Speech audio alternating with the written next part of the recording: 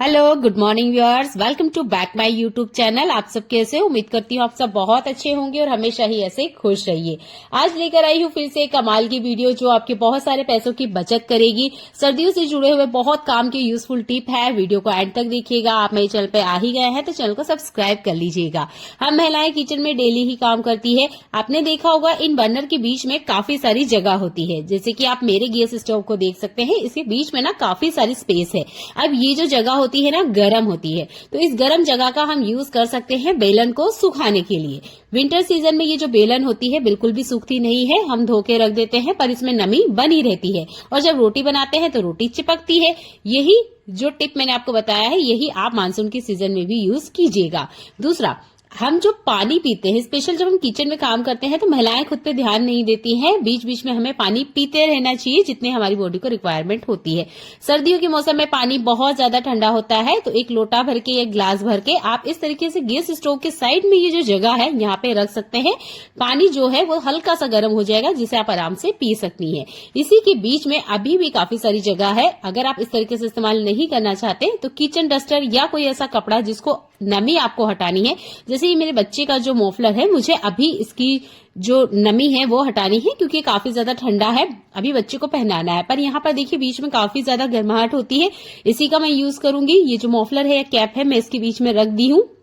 अब क्या होगा कि अच्छे से गर्म हो जाएगी, इसके अंदर कुछ नमी है तो वो निकल जाएगी और जो गर्माहट है वो बराबर बनेगी। तो आप इस जगह का इस्तेमाल कर सकते हैं इस सर्दियों के मौसम में। उम्मीद करती हूँ ये सिंपल सा टिप आपको पसंद आया होगा। इस ठंड के सीजन में हर घर में जैकेट का इस्तेमाल किया जाता है। जब हम जैकेट का इस्तेमाल करते हैं तो देखिए जैकेट या ये जो स्वेटर है इनमें कुछ इस तरीके से रुए आ जाते हैं, जैसे मैं आपको दिखा रही हूँ। ये देखिए, मैं पास से आपको दिखा रही हूँ, इसमें देखिए कुछ रुए आ चुके हैं। अब इन रुओं को हम कैसे हटाएं? वैसे तो मार्केट में काफी महंगे टूल मिलते हैं इन रुओं को हटाने के लिए, पर अगर आप कोई पैसा खर्च नहीं करना चाहते हैं या आपके पास कोई एक दो जैकेट या एक आधा ही ऐसा कोई कपड़ा है जिसमें इस तरीके से रुए निकल रहे हैं, तो ये हैक आपको बहुत ज्यादा पसंद आएगा। ये जो रेजर होती है ना, इसका हमें यूज करना है। देखिए मैं पास से आपको दिखा रही हूँ, बस हल्के से आपने चलाना है। कोशिश कीजिएगा आप हाथों पे इस तरीके से पकड़ के ना यूज करें, इसे सरफेस पे रखें। मुझे आपको दिखाना है इसलिए मैं सावधानी से आपको दिखा रही हूँ, नहीं तो कपड़ा भी ना कट जाता है गलती से। हल्के हल्के से बस आपने ये रेजर को इसके ऊपर चलाना है। आप देखेंगे जितने भी रुए आपको दिख रहे हैं ना, ये सारे के सारे निकल जाएंगे। बस हल्के हल्के से, जैसे मैं आपको दिखा रही हूँ ऐसे ही चलाइएगा, बहुत ज्यादा ताकत मत लगाइएगा। ये रुए बहुत आसानी से कट जाते हैं। ये देखिए, बस इसको मैंने जैसे जैसे चलाया जितने रुए थे वो निकल गए।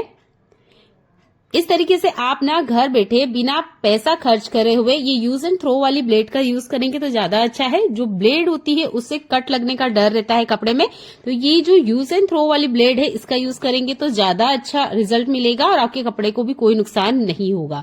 उम्मीद करती हूँ यह टिप आपको सबसे ज्यादा पसंद आई होगी। ये 10 रुपीज या 20 रुपीज में लोकल मार्केट में मिल जाता है। आप इसे घर पे लेके आइए और इस तरीके से अपने कामों को आसान कीजिए। विंटर सीजन आते ही ये जो मफलर है या जो कैप है हर कोई यूज करता है, हमें ठंड से ये बहुत ज्यादा बचाती है। देखिए ये हमारे सिर में लगी होती है, इसकी वजह से ये ज्यादा गंदी तो नहीं होती है जैसे कि हमारे जैकेट या पजामा वगैरह गंदे होते हैं, स्पेशल बच्चे या बड़ों के। इस तरह की टोपे जब हम पहनते हैं तो आपने देखा होगा इसमें से बैड स्मेल आती है। अब बिना धोए इन्हें कैसे साफ करें? तो आप ले लीजिए टेल्कम पाउडर, कोई सा भी टेल्कम पाउडर जिसकी खुशबू आपको पसंद हो, वो आपने अंदर की तरफ, जैसे मैंने इसे पलटा था वैसे पलटना है आपका ये जो मफलर या टोपा है। उसके बाद में आपने इसके अंदर इस पाउडर को अच्छे से छिड़क देना है, जैसे मैं आपको दिखा रही हूँ। आपको लगता है तो आप अच्छे से इसे छिड़क दीजिएगा ताकि एक्स्ट्रा कोई पाउडर इसके अंदर ना रहे। पर हाँ, इस टोपे के अंदर जितनी भी बैड स्मेल है पसीने की वो सारी की सारी हट जाती है। उम्मीद करती हूँ यह टिप भी आपको जरूर पसंद आया होगा। घर में छोटे बच्चे हैं तो देखिए टोपा आप भी बच्चों को पहनाते होंगे और बिना धोए आप इस तरीके से बैड स्मेल हटा सकते हैं।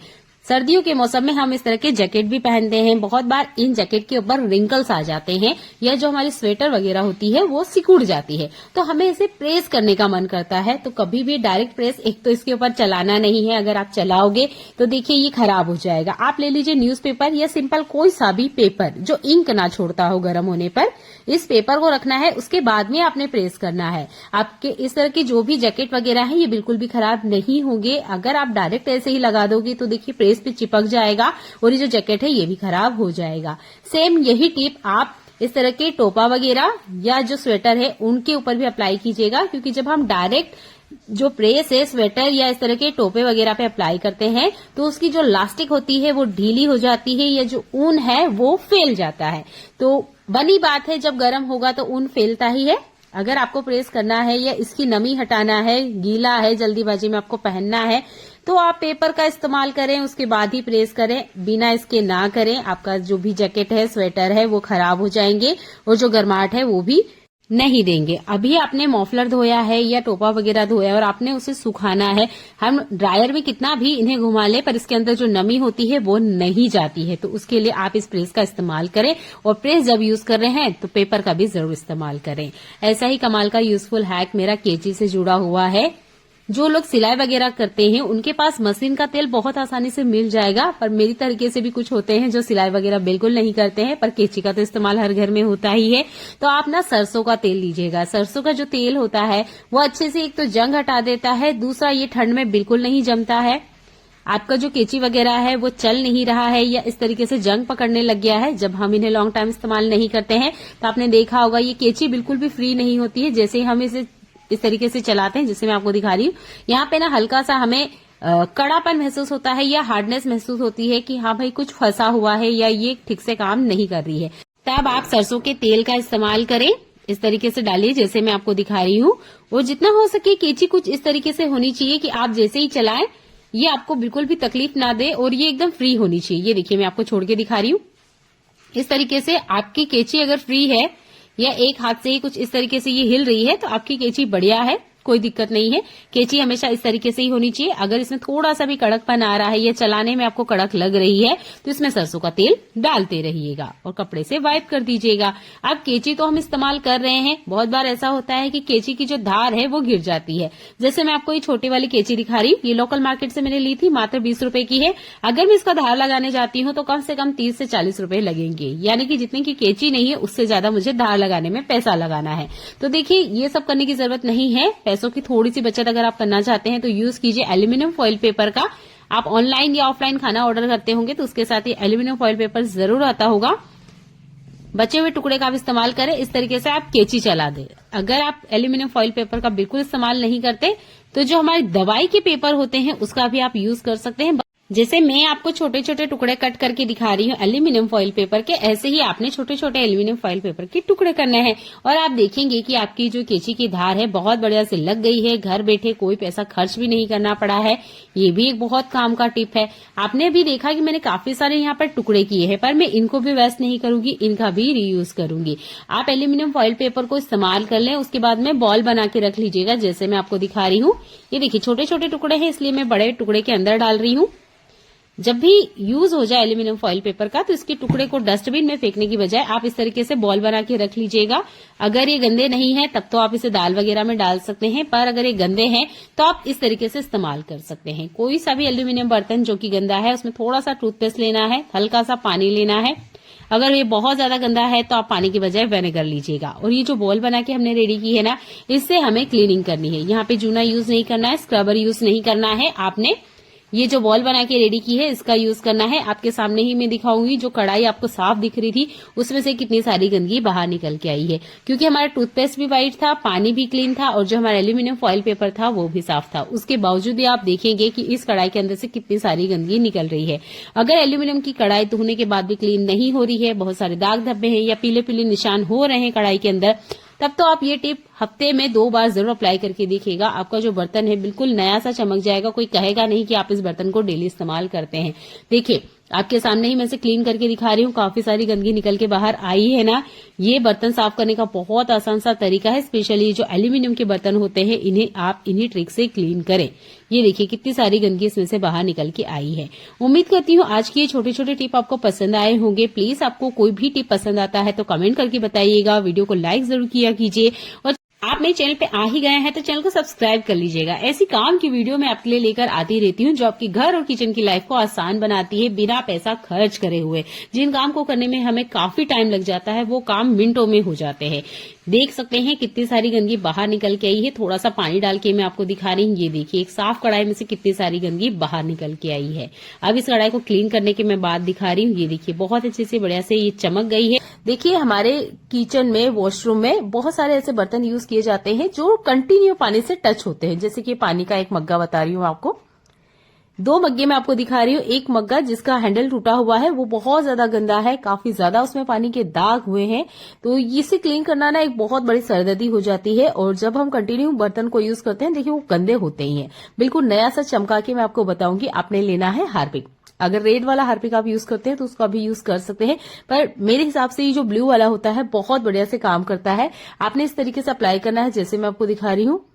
अगर बर्तन बहुत ज्यादा गंदा है, मान लीजिए हद से ज्यादा ही इसमें गंदगी इकट्ठा है, तब आप थोड़ा सा मीठा सोडा भी ऐड कर सकते हो। तो यहाँ पर तो ये मग्गा बहुत ज्यादा गंदा नहीं था, इसलिए मैंने नॉर्मल हार्पिक का ही यूज किया है। पुराना टूथब्रश लीजिएगा, हल्के से स्क्रबिंग जैसे ही आप करते जाओगे, आप देखोगे कितनी भी पुरानी गंदगी क्यों ना जमी हुई हो, सब कुछ सेकंड्स में बाहर निकल के आ जाती है।